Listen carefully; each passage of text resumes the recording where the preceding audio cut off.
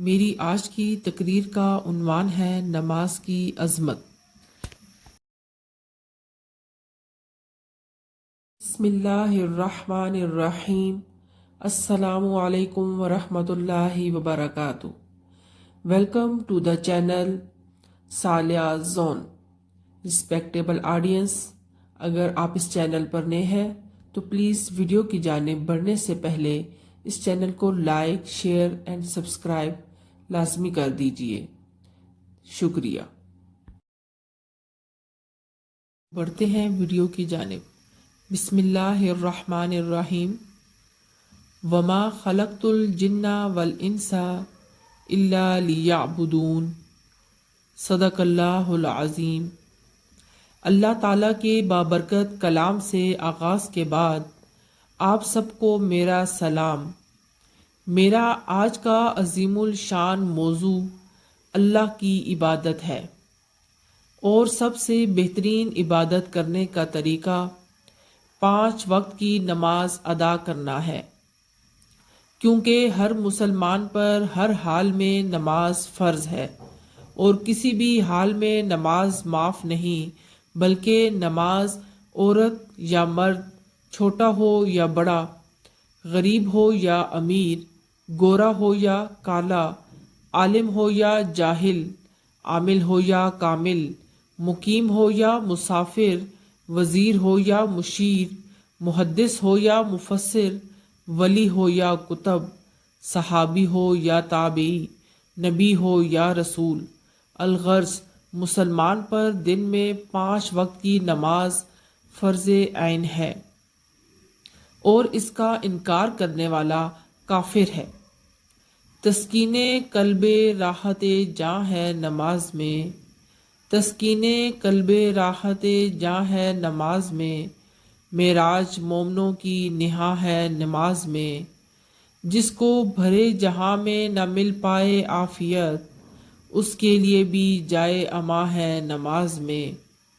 جناب صدر، اسی لیے حضور پاک صلی اللہ علیہ وآلہ وسلم نے فرمایا، اپنی اولاد کو نماز کا حکم دو جب کہ وہ 7 سال کے ہو جائیں، اور اس پر انہیں مارو جب کہ وہ 10 سال کے ہو جائیں۔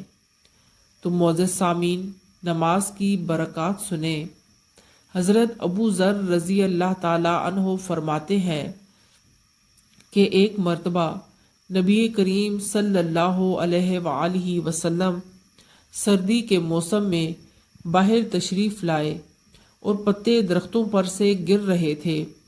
آپ نے ایک درخت کی ٹہنی ہاتھ میں لی، اس کے پتے اور بھی گرنے لگے، تو آپ صلی اللہ علیہ وآلہ وسلم نے فرمایا، اے ابو ذر رضی اللہ تعالی عنہ، مسلمان بندہ یا عورت جب اخلاص سے اللہ کے لیے نماز پڑھتا ہے تو اس سے اس کے گناہ ایسے ہی گرتے ہیں جیسے یہ پتے درخت سے گر رہے ہیں، اور یہ اس کے لیے ہے جو اخلاص کے ساتھ نماز پڑھتا ہے۔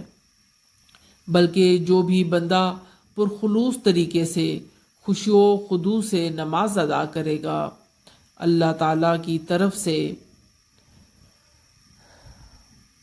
اس کے چہرے پر نور آ جائے گا، اس کی آنکھوں میں حیا آ جائے گی، یہ اللہ تعالیٰ کی طرف سے اس پر انعام ہوگا، اس کے دل میں معرفت آ جائے گی، اس کی زبان پر ذکر الہی آ جائے گا، اور اس کی قبر روشنی سے پر نور ہو جائے گی، اور محشر کے دن اس کو سکون آ جائے گا، اور وہ پل صراط پر بجلی کی طرح سے گزر جائے گا۔ تو معزز سامعین، اللہ تعالیٰ کا ارشاد ہے کہ بے شک نماز منع کرتی ہے بے حیائی اور بری بات سے۔ مزید حضور اکرم صلی اللہ علیہ وآلہ وسلم نے فرمایا، جنت کی کنجی نماز ہے، اور نماز کی کنجی طہارت ہے، یعنی وضو کرنا، وضو میں جو آزاد ہوئے جاتے ہیں۔ ایک اور مقام پر آپ صلی اللہ علیہ وآلہ وسلم نے فرمایا، جو مسلمان جہنم میں جائے گا، اللہ تعالیٰ پناہ دے، اس کے پورے بدن کو آگ لگ جائے گی، سوائے اعضائے وضو کے کہ اللہ تعالیٰ نے ان کا کھانا آگ پر حرام کر دیا ہے۔ اللہ تعالیٰ ہم سب کو حضور پاک صلی اللہ علیہ وآلہ وسلم کے نقش قدم پر چلنے کی توفیق عطا فرمائے اور ان جیسی نماز پڑھنے کی بھی توفیق عطا فرمائے، آمین۔ وما علینا الا البلاغ المبین۔